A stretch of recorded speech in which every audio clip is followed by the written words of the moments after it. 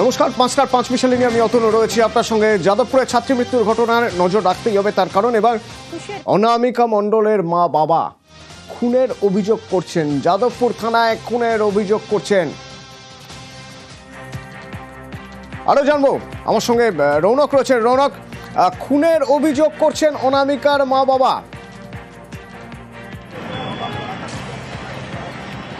দেখো, একেবারে অনামিকা মণ্ডলের বাবা গতকালই একটা অভিযোগ করেছিল যে তার মেয়েকে এই পুকুরের পাড়ে নিয়ে গিয়ে তার কোনো বন্ধু ঠেলে ফেলে দিয়েছে। সেই মর্মেই তিনি একটি লিখিত অভিযোগ আজকে জমা করেন পুলিশের কাছে এবং সেই অভিযোগের ভিত্তিতে ইতিমধ্যে যাদবপুর থানার তরফ থেকে খুনের মামলা দায়ের করা হয়েছে। গোটা বিষয়টি পুলিশের তরফ থেকে খতিয়ে দেখা হচ্ছে। পুলিশের ময়নাতদন্তের প্রাথমিক রিপোর্ট সেখানে উঠে এসেছিল যে জলে পড়ে গিয়ে এই অনামিকা মণ্ডলের মৃত্যু হয়েছিল। তারপর থেকেই তার পরিবারের একটা অভিযোগ ছিল যে সে কিভাবে পুকুর পাড়ে একা গেল। তারা বলছিল তার কোনো বন্ধু তার সঙ্গে ছিল এবং তাকে ঠেলে ফেলে দেওয়া হয়েছে। সেই মর্মে আজ সকালবেলায় তারা লালবাজারে পুলিশ কমিশনার মনোজ বর্মার সঙ্গে দেখা করেন এবং তার কিছুক্ষণ আগেই পুলিশের কাছে লিখিত অভিযোগ দায়ের করেন। তাদের সন্দেহ রয়েছে তার কয়েকজন বন্ধুর বিরুদ্ধে এবং তাদের মধ্যে বেশ কয়েকজনকে পুলিশ ইতিমধ্যে তলবও করেছে। সেক্ষেত্রে যে অভিযোগ তারা দায়ের করেছে সেই অভিযোগের ভিত্তিতেই যাদবপুর থানার পুলিশ ইতিমধ্যে খুনের মামলা রুজু করে তদন্ত শুরু করেছে। অতনু, ধন্যবাদ।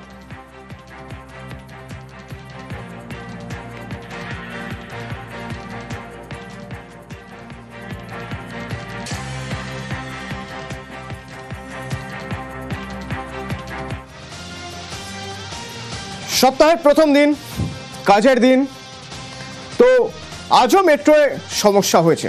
না, সেই সমস্যা প্রসঙ্গে পরে যাব, তবে তার আগে কিছু ছবি দেখাতে চাইবো আপনাদের। দক্ষিণেশ্বর মেট্রোর ছুরি চালানোর ঘটনার পর আমরা বিভিন্ন স্টেশনে ঘুরে দেখিয়েছিলাম নিরাপত্তা বলে কিছু নেই। আর আজকে কি দেখাচ্ছি দেখুন, ডিসপ্লে বোর্ড। এটা যেমন এসপ্ল্যানেড মেট্রো স্টেশন, ঢোকার মুখে ডিসপ্লে বোর্ড থাকে, কোথাকার ট্রেন কোথায় যাবে, কটার সময় যাবে, এক্সপেক্টেড টাইম, এখন কি অবস্থা, ডিসপ্লে বোর্ড ফাঁকা। আরেকটা মেট্রো স্টেশন দেখাই, গিরিশ পার্ক মেট্রো স্টেশন। ঢুকলেই দেখবেন ডিসপ্লে বোর্ড রয়েছে। বোর্ড তো রয়েছে, ডিসপ্লে কিছু করা নেই, শুধু সময় দেখাচ্ছে, কিন্তু কোন ট্রেন কখন আসবে সেসব কিছুই লেখা নেই। সেন্ট্রাল মেট্রো স্টেশন দেখুন, সেন্ট্রাল মেট্রো স্টেশন, সেখানেও ডিসপ্লে বোর্ড এমন অবস্থায় রয়েছে, পুরোপুরি ডিজিটাল ব্রেক, কিছুই দেখা যাচ্ছে না সেখানে, শুধু সময় দেখা যাচ্ছে। Jatin Das park, display board বেবাক ফাঁকা। ব্লু লাইনের বিভিন্ন স্টেশনে ডিসপ্লে বোর্ডের এই হাল। এখান থেকে প্রশ্ন উঠছে, ডিসপ্লে বোর্ড অফ কেন, মানে ডিসপ্লে অফ কেন? তাহলে কি ঠিক সময়ে ট্রেন চালানো যাবে না, ট্রেনের টাইমের গড়বড় হবে, তাই আগে থেকেই পিঠ বাঁচাতে ডিসপ্লে অফ? নাকি সাধারণ যান্ত্রিক ত্রুটি, যে ত্রুটি সবকটা স্টেশনেই হয়েছে? আবির রয়েছে সরাসরি আমার সঙ্গে। আবির,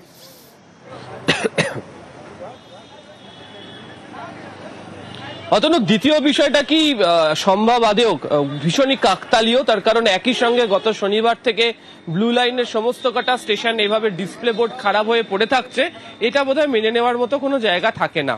ফলে প্রথমটাতেই যাত্রীরা আঙুল তুলছেন এবং তাদের বক্তব্য যে মেট্রো কার্যত পিঠ বাঁচানোর একটা কৌশল নিয়েছেন এবং সে কারণেই হচ্ছে প্রত্যেক কটা মেট্রো স্টেশনের ডিসপ্লে বোর্ডে ওই নির্দিষ্ট স্টেশনে প্রান্তিক দুই স্টেশনে যাওয়ার জন্য মেট্রো কখন আসবে সেই সময় সারণীকে বন্ধ করে দেওয়া হয়েছে। তুমি যে স্টেশন দিয়ে ঢোকো তুমি দেখতে পাবে একদম গেটের মুখে জলজল করছে যে ডিসপ্লে বোর্ডের যে ঘড়ি, সেখানে কটা বাজে শুধুমাত্র সেটা লক্ষ্য করতে পারা যাচ্ছে, বাকি অংশ পুরোপুরিভাবে ব্ল্যাঙ্ক হয়ে রয়েছে এবং শনিবার থেকেই পরিস্থিতি চলছে। যদি দেখি আমরা যে গত 2 মাস ধরে পরিস্থিতি অত্যন্ত খারাপ হতে শুরু করে, বিশেষত কবি সুভাষ বন্ধ হওয়ার পর থেকে গত 1 মাস ধরে পরিস্থিতি কার্যত হাতের বাইরে চলে গেছে এবং বিগত 10 থেকে 15 দিন ধরে কি দেখতে পাওয়া গিয়েছে যে প্রত্যেক দিন কোথাও না কোথাও মেট্রো দাঁড়িয়ে যাচ্ছে, দরজা বন্ধ হচ্ছে না, যাত্রীদেরকে ক্ষুদিরামের জন্য ওঠার মেট্রোতে বলা হচ্ছে টালিগঞ্জে নেমে যান, দীর্ঘ সময় দেরিতে মেট্রো চলছে। এছাড়া তো খুনোখুনির ঘটনা ঘটেই গেল হচ্ছে মেট্রো মেট্রো স্টেশনের মধ্যে। ফলে সব মিলিয়ে মেট্রোর যে বেহাল দশা এবং সেখান থেকে যাত্রীরা যেভাবে ভুরি ভুরি অভিযোগ তুলতে শুরু করেছেন, সেখান থেকেই কার্যত নজর ঘোরানোর জন্য যাতে যাত্রীরা কখন মেট্রোর টাইম সেটিকে না বুঝতে পারেন, না জানতে পারেন, সে কারণেই হচ্ছে মেট্রো স্টেশনের এই ঘড়িকে এভাবে বন্ধ করে দেওয়া হয়েছে। আবির, সঙ্গে থাকুক, যাত্রীরা কি বলছেন একবার শোনা যাক।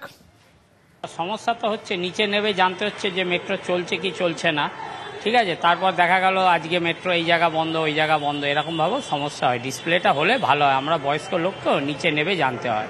হ্যাঁ হ্যাঁ হ্যাঁ, তা তো হচ্ছে, কিন্তু কিছু করার নেই, আর কি করবো। আমিও দাঁড়িয়ে আছি এখন ডিসপ্লের জন্য, দেখি কি রিপোর্টটা আসে। এটা ঠিক করা উচিত আর কি, এটুকু বলতে পারি আপনাকে, এটা ঠিক করা উচিত।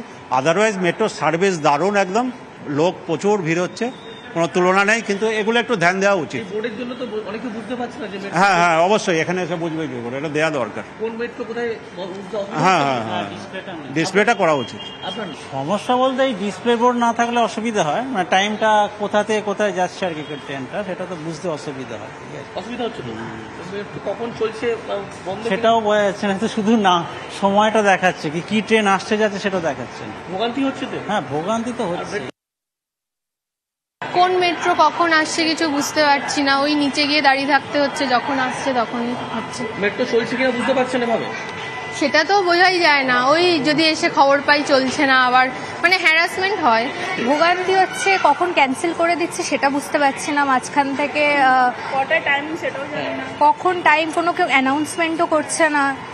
এবার যখন ভিড় হচ্ছে স্বাভাবিক, আমাদের অফিসে দেরি হয়ে যাচ্ছে, কাজে দেরি হয়ে যাচ্ছে, যাতায়াত কোনো সমস্যা তো।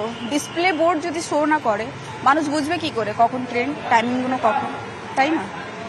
জানতে পারছে না কিছু না, এখানে এসে তারপরে অ্যানাউন্সমেন্ট হলে তারপরে জানতে পারবো। আদারওয়াইজ এগুলো ফেস করতে হচ্ছে। অফিসে যারা যায় তাদের তো সমস্যাটা, তাদেরকেই তো সমস্যাটা ফেস করতে হচ্ছে, তাই না?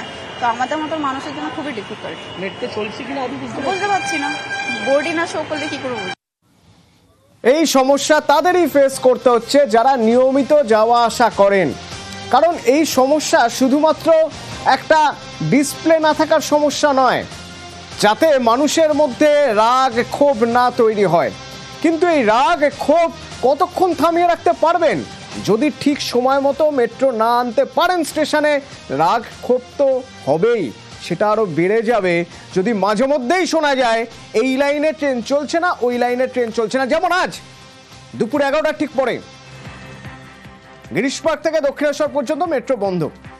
আবির আমার সঙ্গে রয়েছে। আবির, এই ব্লু লাইনে সমস্যা হচ্ছে যে শুরু থেকে শেষ পর্যন্ত আমরা দেখে যাচ্ছি নিয়মিতভাবে আমাদের একটা খবর যাচ্ছে সব সংবাদ মাধ্যমের কাছে, কিনা অমুক স্টেশন থেকে অমুক স্টেশন পর্যন্ত চলছে না, কোনোদিন দেখা যাচ্ছে অমুক স্টেশন থেকে অমুক স্টেশন পর্যন্ত ট্রেন চলছে না। এই সমস্যা নিয়েই কি চলতে হবে মেট্রোয়ে?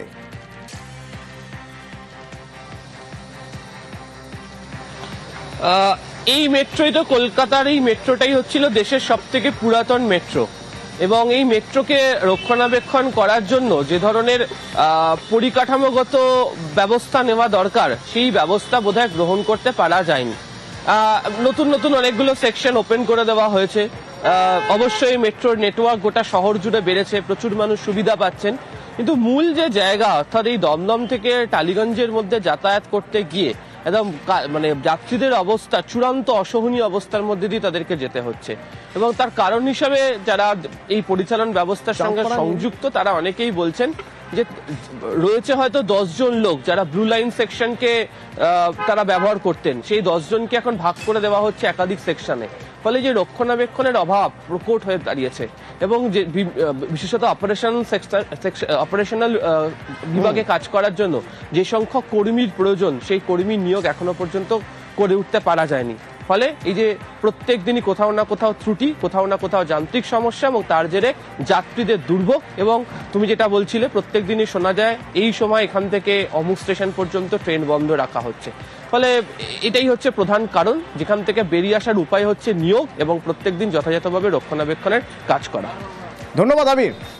এ তো গেল যাত্রীর ক্ষোভ ট্রেন নিয়ে, কিন্তু ট্রেন নিয়ে যাত্রীদের উচ্ছ্বাসের ছবিও আছে, কারণ এসি লোকাল, নতুন এসি লোকাল স্টেশনে পৌঁছতেই সেই উচ্ছ্বাস ধরা পড়ছে। দেখুন চাঁদপাড়ায় ব্যান্ড বাজিয়ে চালক গাটকে মিষ্টি মুখের সংবর্ধনা। শিয়ালদা থেকে বনগাঁ হয়ে রানাঘাটে এসি লোকাল। চাঁদপাড়া স্টেশনে এসি লোকাল।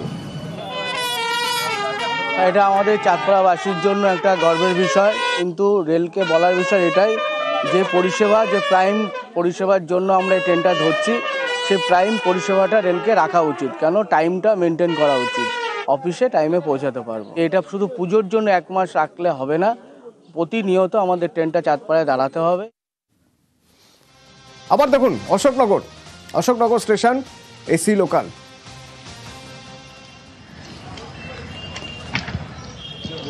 বনগাঁ হয়ে রানাঘাটে এসি লোকাল। নিত্যযাত্রীরা খুশি, মিষ্টি খাওয়াচ্ছেন অশোকনগরের বিধায়ক।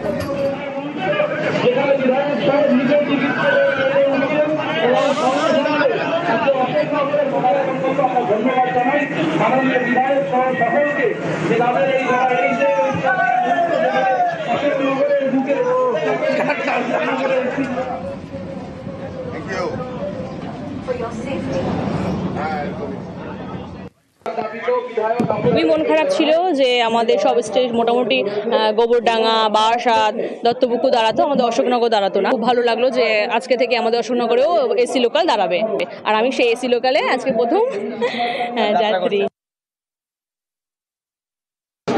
কেন্দ্রীয় সরকার এবং তার পরিচালিত রেল অত্যন্ত গড়হিতকর কাজ করেছে, তার বিরুদ্ধে অশোকনগর মানুষ প্রতিবাদে গর্জে উঠেছে। আমি বিধায়ক হিসেবে আমার অত্যন্ত খারাপ লেগেছে। সেই আন্দোলনে আমার সঙ্গে অশোকনগর আপামরবাসী ছিল। আজকের এই জয় আমি মনে করি অশোকনগরবাসীর জয়।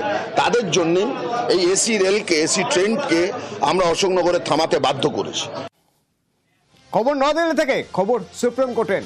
বিহারের এসআইআর নিয়ে কড়া পদক্ষেপ করতে পারে সুপ্রিম কোর্ট যদি সেখানে ভুল থাকে। বিহারের এসআইআর এর ভুলে কড়া পদক্ষেপ করবে সুপ্রিম কোর্ট। কোন রকম কোনো ভুল যদি থাকে, যদি বেআইনি কিছু হয়, কি বললো সুপ্রিম কোর্ট জানবো। মৈত্রী রয়েছে আমার সঙ্গে। মৈত্রী, দেখো, আজকে বিহার এসআইআর মামলার শুনানি ছিল বিচারপতি সূর্যকান্ত এবং বিচারপতি জয়মাল্য বাগচির বেঞ্চ, এবং সেখানেই আইনজীবী বৃন্দা গ্রোভার এবং তারপরে আইনজীবী প্রশান্ত ভূষণ তারা আশঙ্কা প্রকাশ করেছিলেন যে বেনিয়ম হতে পারে এবং চূড়ান্ত ভোটার তালিকা প্রকাশিত হয়ে গেলে সেক্ষেত্রে অনেক বৈধ ভোটার তারা নেগলেক্টেড হতে পারে, তারা বঞ্চিত হতে পারে। এবং এই আশঙ্কার কথা জানানোর পরেই কিন্তু বিচারপতি সূর্যকান্ত বেঞ্চ তারা স্পষ্ট করে দেন যে তাদের কাছে ভোটার তালিকা কবে বেরোচ্ছে, চূড়ান্ত ভোটার তালিকা, সেটা নিয়ে তারা খুব বেশি বদার্ড নন। কারণ যদি কোন রকমের বেআইনি পদক্ষেপ তারা দেখেন তাহলে তারা পদক্ষেপ করবেন বলে কিন্তু তারা আজকে জাতীয় নির্বাচন কমিশনকে কড়া ইঙ্গিত দিয়েছেন।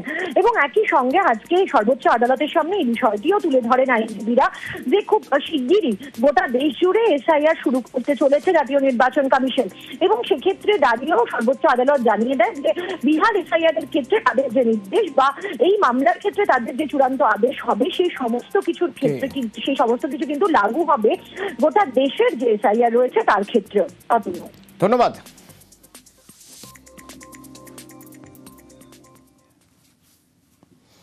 এবার হাইকোর্টের খবর। রাজ্যে ডিপিএসসি প্রশ্নে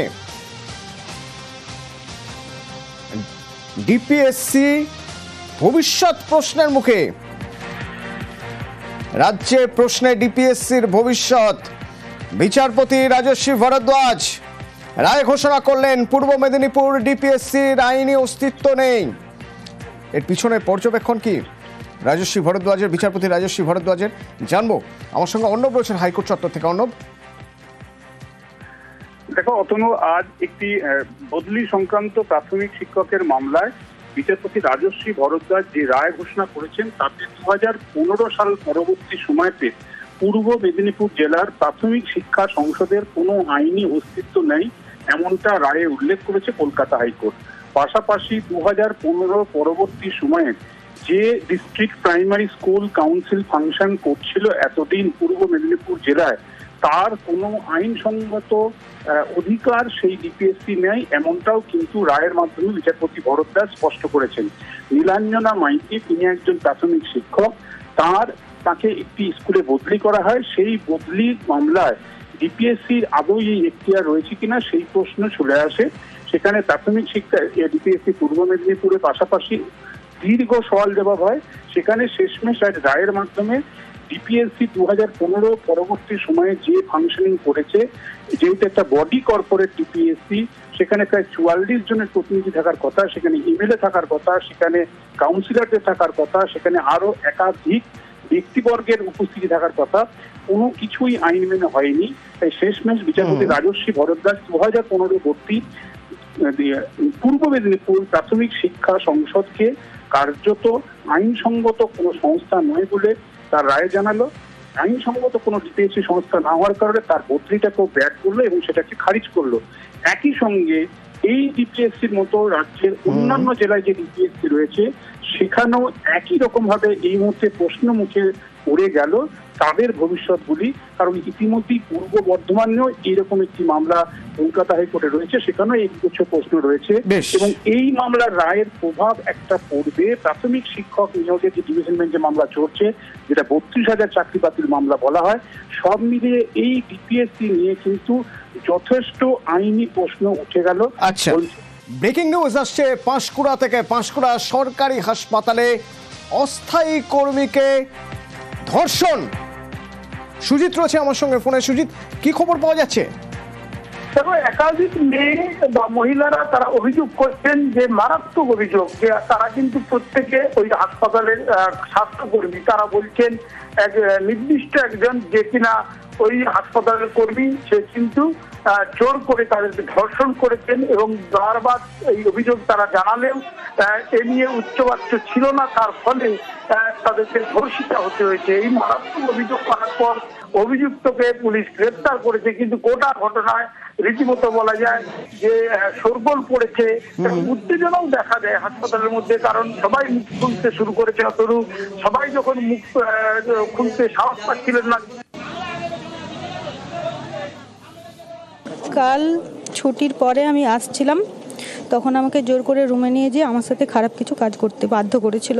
কে করেছিল? জাহির আব্বাস খান। এর আগেও কি একাধিকবার এরকম ঘটনা ঘটেছিল? আমাকে জোর করেছিল,